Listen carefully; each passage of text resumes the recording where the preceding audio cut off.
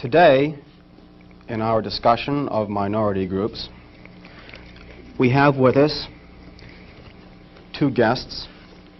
One is Minister Malcolm X. Shabazz, one of the top leaders of the Nation of Islam, or the so-called black Muslims.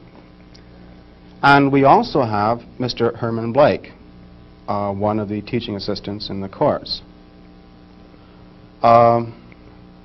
We will discuss today some of the goals and some of the strategies of the Nation of Islam. And I wonder if Mr. Blake might start it off by asking Mr. Shabazz a question. Minister Malcolm, the thing that I thought might be good for starting it off is to talk about one of the most pervasive beliefs in the general society about the Nation of Islam, and that is that it is an organization dedicated to the use of violent means to attain its goals. The question I have is, how true is this, and why do you think it persists in society? Well, the Muslims who have accepted the religion of Islam and follow the religious guidance of the Honorable Elijah Muhammad have never bombed any churches, have never murdered any little girls, as was done in Birmingham, have never lynched anybody, have never at any time been guilty of initiating any aggressive acts of violence during the entire 33 years or more that the Honorable Elijah Muhammad has been teaching us. The charge of violence against us actually stems from the guilt complex that exists in the conscious and subconscious minds of most white people in this country. They know that they've been violent in their brutality against Negroes, and they feel that someday the Negro is going to wake up and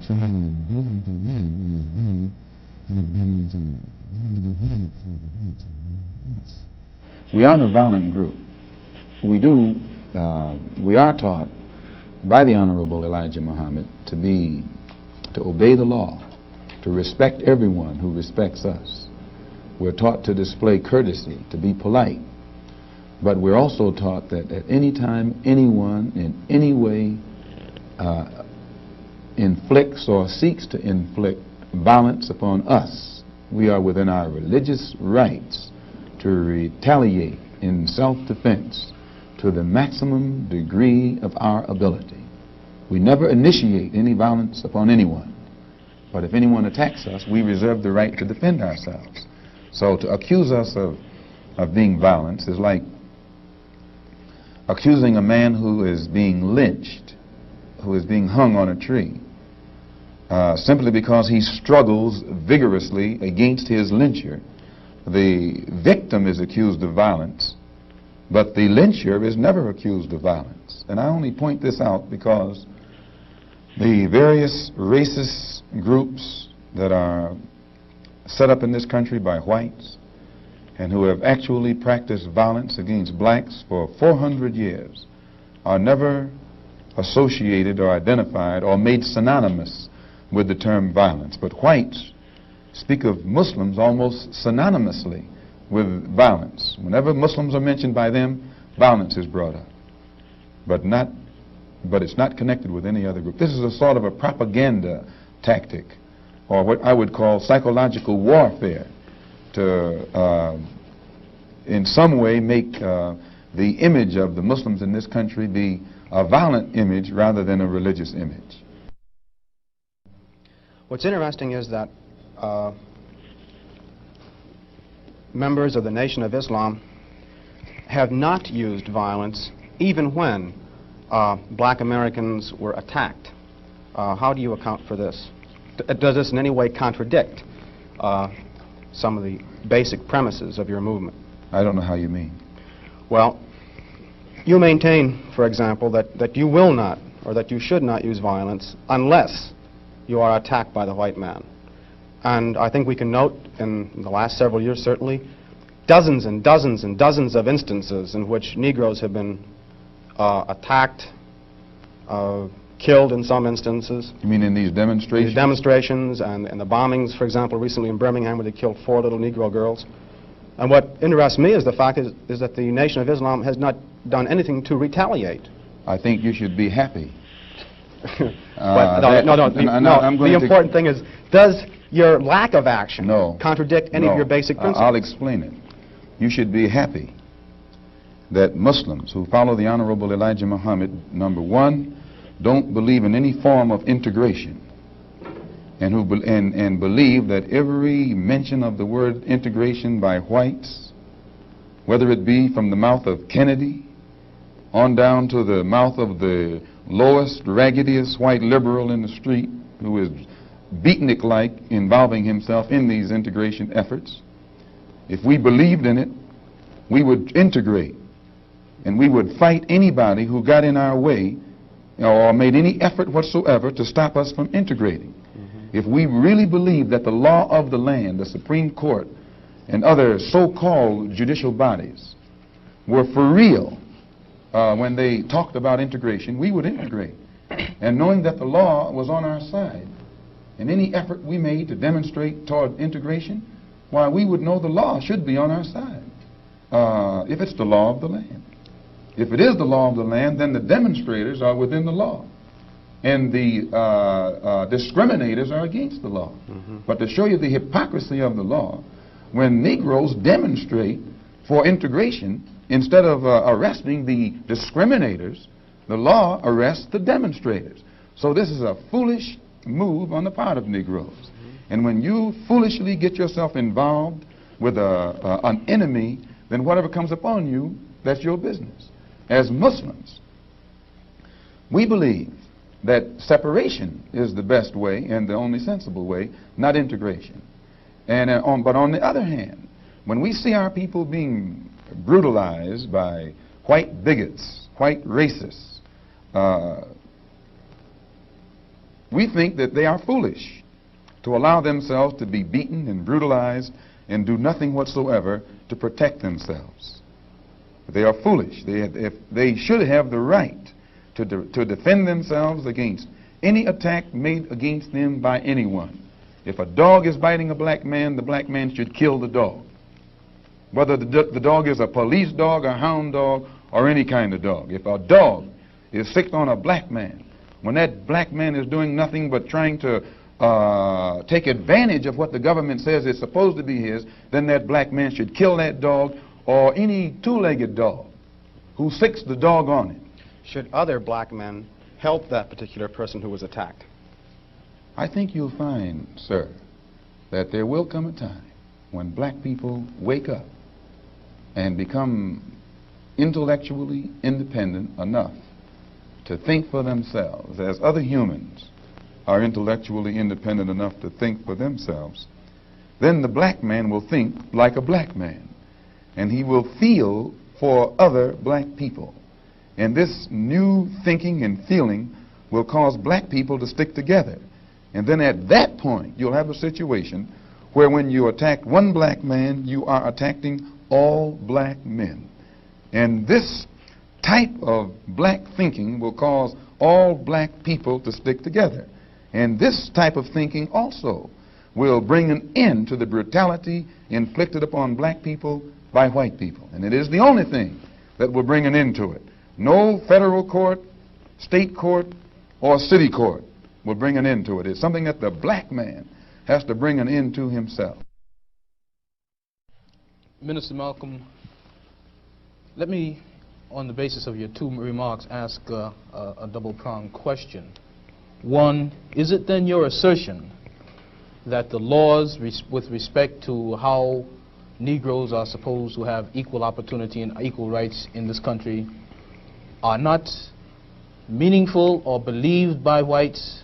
And secondly, what is your opinion and attitude toward the civil rights movement in general, and particularly the Reverend Martin Luther King and his philosophy of nonviolent direct action? If the white people really passed meaningful laws, it would not be necessary to pass any more laws. There are already enough laws on the law books to protect an American citizen. You only need additional laws when you're dealing with someone who's not regarded as an American citizen. But whites are so hypocritical. They don't want to admit that this black man is not a citizen. So they classify him as a second-class citizen to get around making him a real citizen. If he was a real citizen, you'd need no more laws. You'd need no civil rights legislation. Civil rights, when you have civil rights, you have citizenship. It's automatic. White people don't need laws to protect their citizenship because they're citizens. But they don't want to tell us we're not citizens. And at the same time, they don't want to pass laws that are meaningful enough to protect us as if we were citizens. And the Supreme Court desegregation decision is the best example I know. That's a law from the Supreme Court. 10 years have gone by. No desegregated schools. It hasn't been implemented beyond, I think, 9% in 10 years. So this just shows you the hypocrisy of the American white man. They talk out of both sides of their mouth. And for this reason, we who are Muslims, that is, who believe in the religion of Islam, who believe in God, we don't believe that black people will ever get any problem with laws being passed or new persons being put in office, white liberals being put in office. There is nothing that the white man will ever do to bring about true, sincere citizenship or civil rights recognition for black people in this country. Nothing will they ever do. They will always talk it, but they won't practice it. And with the Supreme Court, if the NAACP can tell me that they want a desegregation decision for me 10 years ago, but yet the schools haven't been desegregated, as I say, this is a victory with no victory.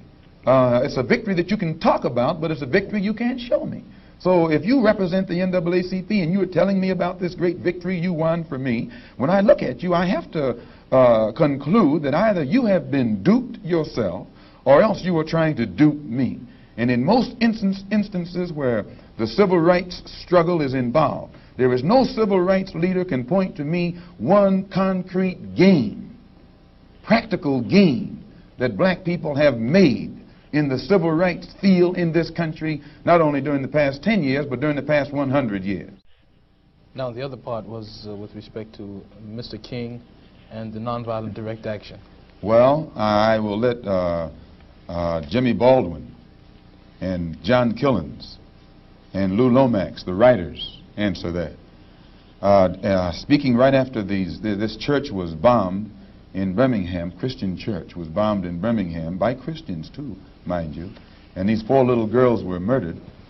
John Killens and James Baldwin and Lomax and the Negro writers and actors had a meeting at the town hall in New York, and Killen pointed out concerning these murders of these little girls, said the killings had raised doubts about the intelligence of the nonviolence in the civil rights struggle. He went on to declare that he could no longer be asked to love those who persecuted and killed Negroes. He also, and the writer, Mr. Handler, who's describing this, said that Killens, it was not clear concerning Killens' remarks to his audience that he was breaking with it was clear rather to his audience that he was breaking with the doctrine of the Reverend Martin Luther King's philosophy that as Christians, Negroes should love their fellow man in a truly religious sense. Now, James Baldwin, speaking on that same platform, said, and I was present during this entire affair, asserted that the American people shared a collective guilt for the persecution of Negroes, much as Germans did because of their silence during the Nazi persecution. He denounced President Kennedy for what he termed Kennedy's lack of passion in the civil rights struggle. Mr. Baldwin said that there could no longer be a Republican Party for the Negro people as long as it listed a Barry Goldwater, nor a Democratic Party for the Negro people with a Senator Eastland on its roster. He asserted that the federal government acted swiftly and energetically, that unless the federal government acted swiftly and energetically, future slaughter would make Birmingham look like a dress rehearsal. And now, what do I think about King's attitude? King's right-hand man, Wyatt Walker, at King's convention, according to the New York Times on September the 26th, said, quote, we have been duped. meaning these persons involved in the civil rights struggle, of which King is the symbolic leader. His right-hand man says, and I quote, "We have been duped or have duped ourselves into believing that the chains have been broken, when in truth we have only been chained more securely.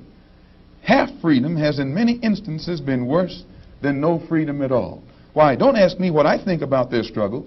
I can tell you what they think about their struggle.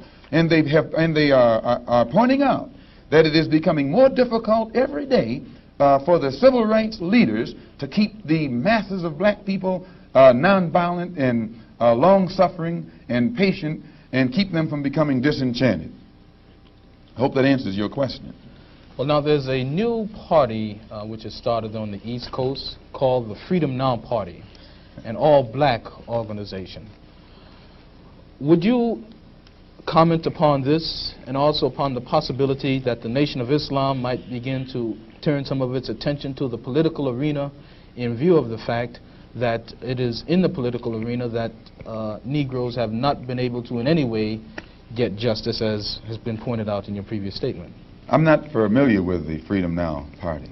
I'm not too familiar with politics, period, only that in the sense that white politicians have usually been very hypocritical where the so-called Negroes are concerned.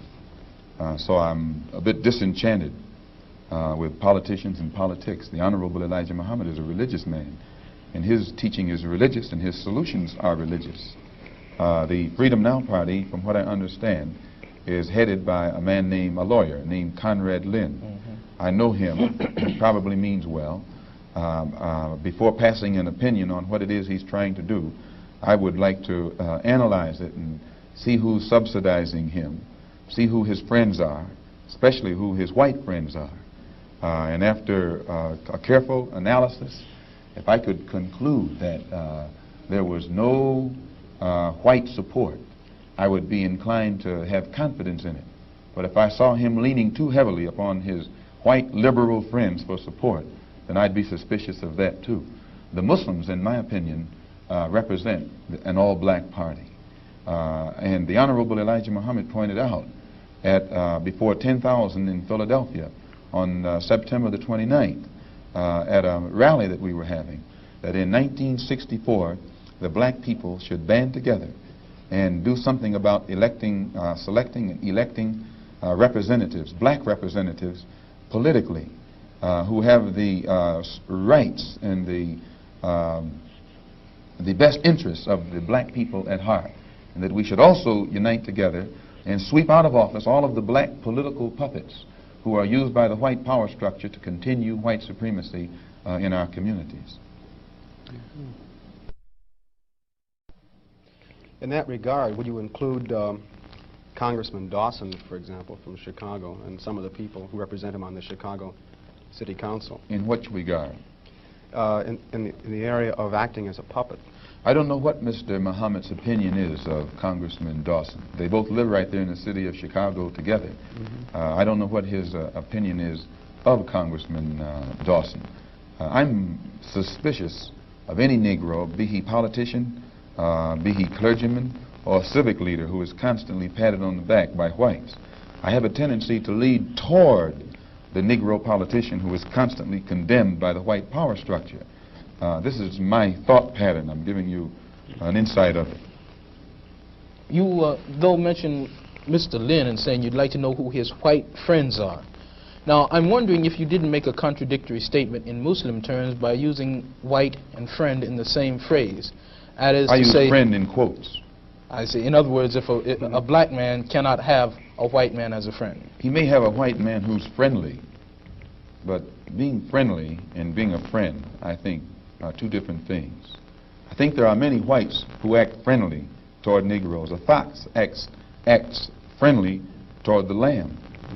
And usually the fox is the one who ends up with the lamb chop on his plate. The wolf doesn't act friendly, and therefore the wolf has more difficulty in getting the lamb chop in his plate.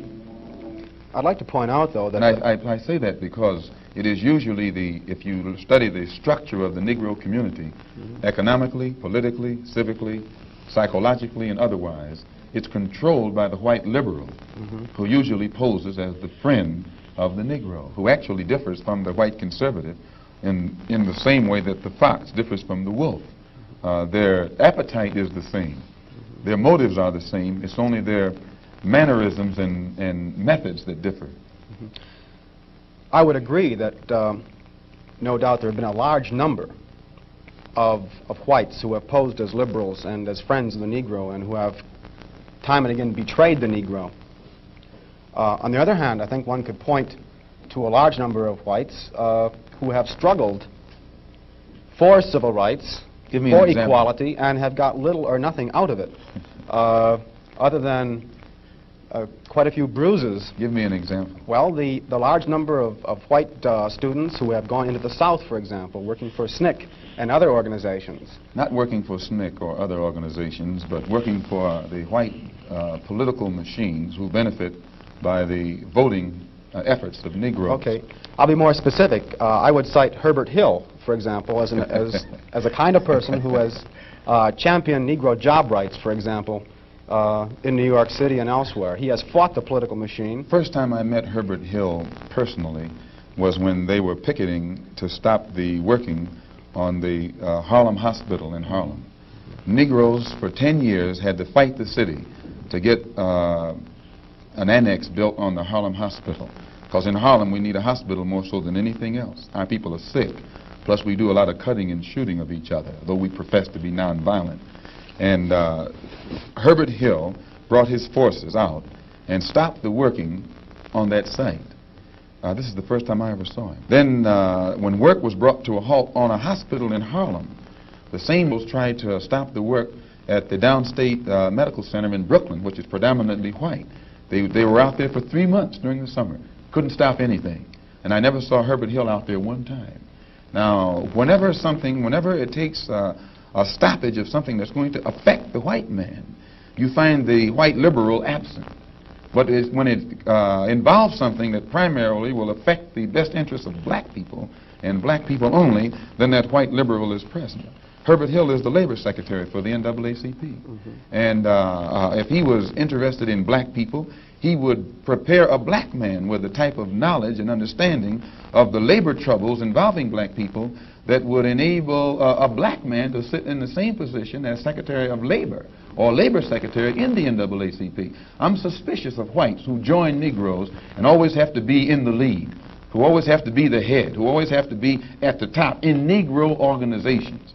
Those whites who really have the interest of blacks at heart, let them give some advice to some Negroes and stand on the sideline. But don't join the organization and then get at the head of it and pose as a friend of Negroes. Well, I would defend his sincerity and his commitment. And more than that, I would say that just because a person is a Negro or a black American does not mean that he's going to struggle for Negro rights or for jobs for Negroes or anything else. I think that today you could point to a large number of Negro leaders who have consistently betrayed Negroes in a whole host of areas. They aren't really Negro leaders. These are puppets that have been put in front of the Negro community by white liberals. These are parrots that have been put in front of the Negro community by white liberals. You can't name me a Negro leader who has betrayed Negroes, who has not been endorsed, sanctioned, subsidized, and supported by the white liberals. Minister Malcolm, I'd like to... Well, I could cite one example would be Congressman Dawson, for example, in Chicago. In Chicago, a large number of liberals located in the Hyde Park district have consistently fought Dawson and his betrayals of the Negro, and they've also fought some of the people who represent Dawson on the Chicago City Council. The only Negro I know who is constantly fought, only Negro politician that I know who is constantly fought by white liberals is Adam Clayton Powell. And they call him a racist because he speaks so bluntly on the race issue. But I'm not, as I said, not too familiar with Dawson and his work. Let me return to the Nation of Islam per se, Minister, by raising a question which struck me as a result of reading some of Baldwin's work, namely The Fire Next Time. Baldwin pointed out that in Harlem for many years he had passed the street corners and the soapboxes and heard people speaking from these platforms who were known as black nationalists, and nobody was listening. And he said all of a sudden he realized that people were beginning to listen to the Muslim speakers on the street corners in Harlem. The message essentially was the same, but it was that now many people were listening to what this message was. And you pointed out that the Nation of Islam has been in the picture for about 33 years. What is it, in your judgment, that has caused this tremendous amount of support that the Nation of Islam has garnered in the Negro community in, say, the last 10 years? When you put a seed in the soil, it remains beneath the soil until the season changes. And when the season changes, that the seasonal change automatically brings about rather atmospheric conditions, bring about a seasonal change that makes that seed come up or crop grow in its appointed time. And all over this world today, God himself has brought about political changes, a political atmosphere, sociological, social atmosphere, economic atmosphere.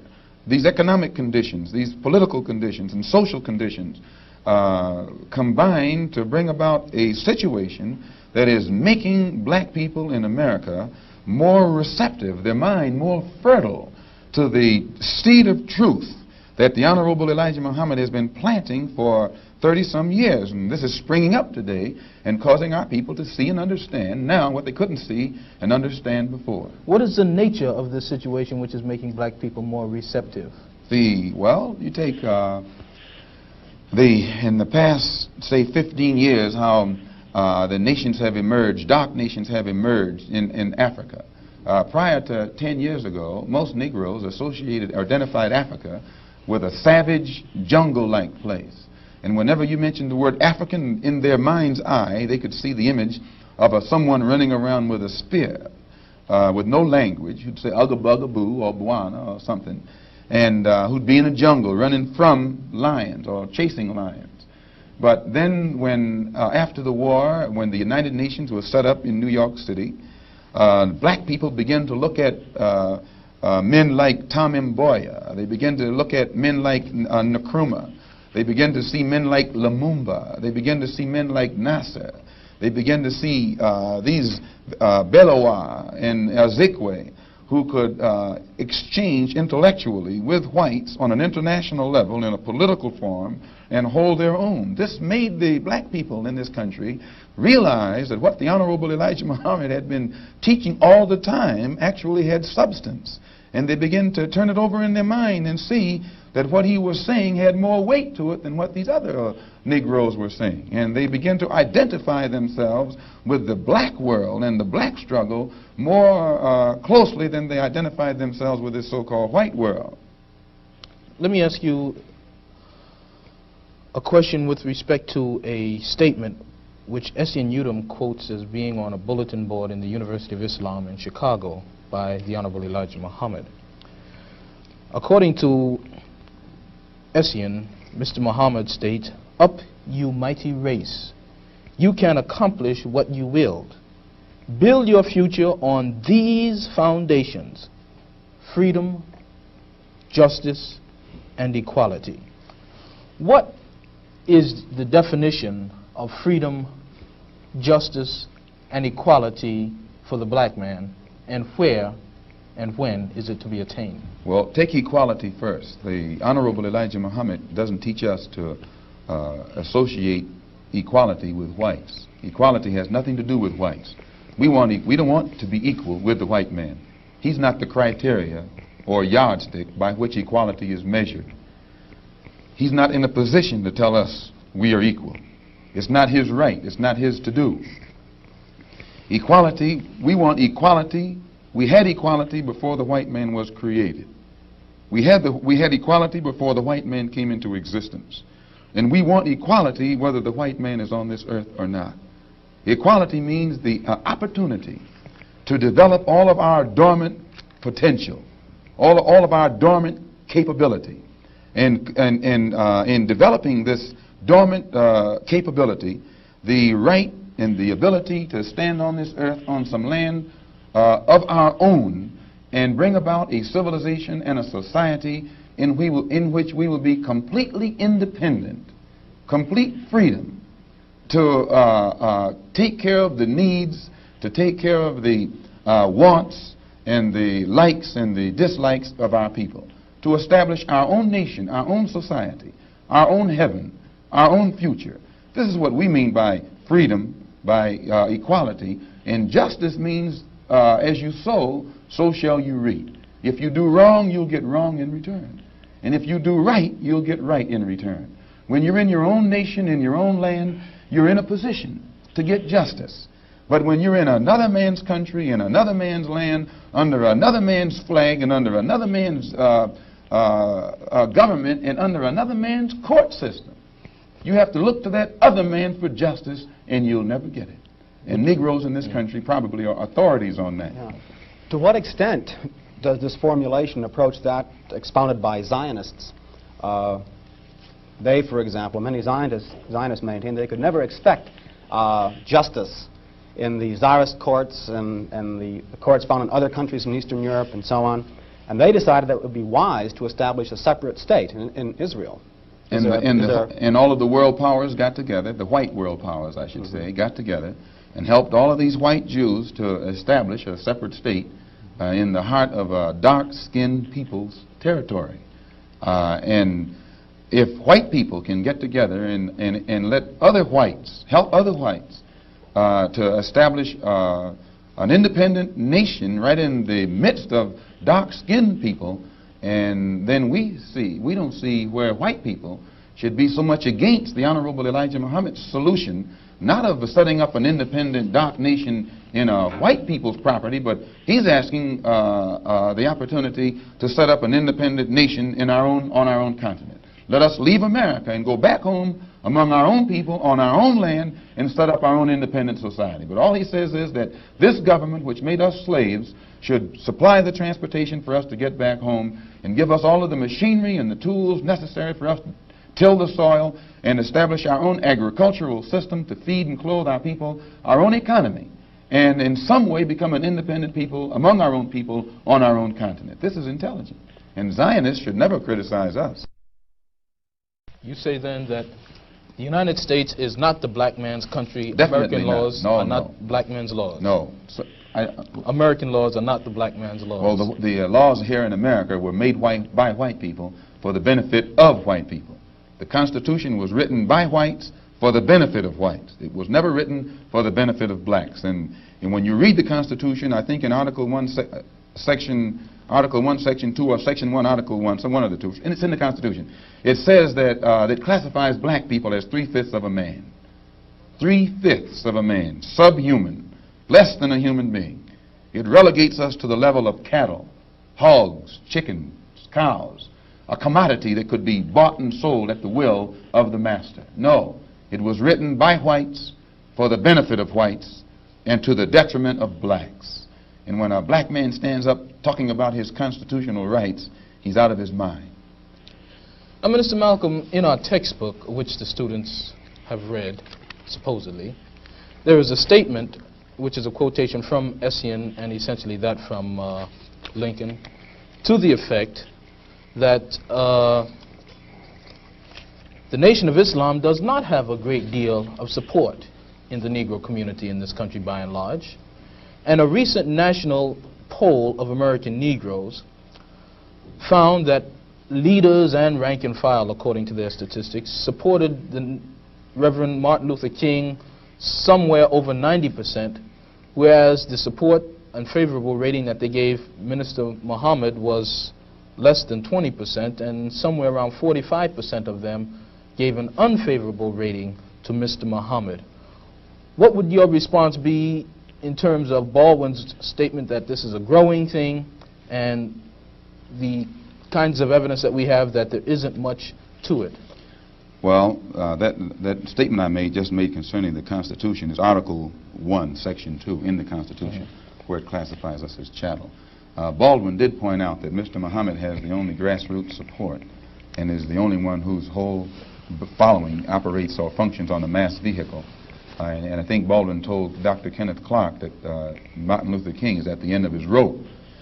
Now, concerning the poll taken by Newsweek magazine, I think you said that this was the leaders who said that, who went with King and against Mr. Muhammad around 90%. I just told you a little while ago, these leaders that they call leaders, this included Lena Horne, this included Dick Gregory, and this included comedians, comics, trumpet players, baseball players. Show me in the white community where a comedian is a white leader. Show me in the white community where a singer is a white leader, or a dancer or a trumpet player is a white leader. These aren't leaders.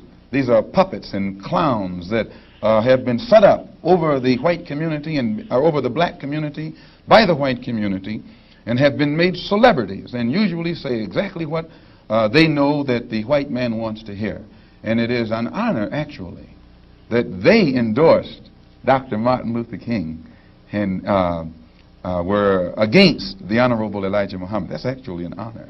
Now, when you say that they also, in this same Newsweek poll magazine, I think the pollster said that he went into the Negro community and asked about the Muslims.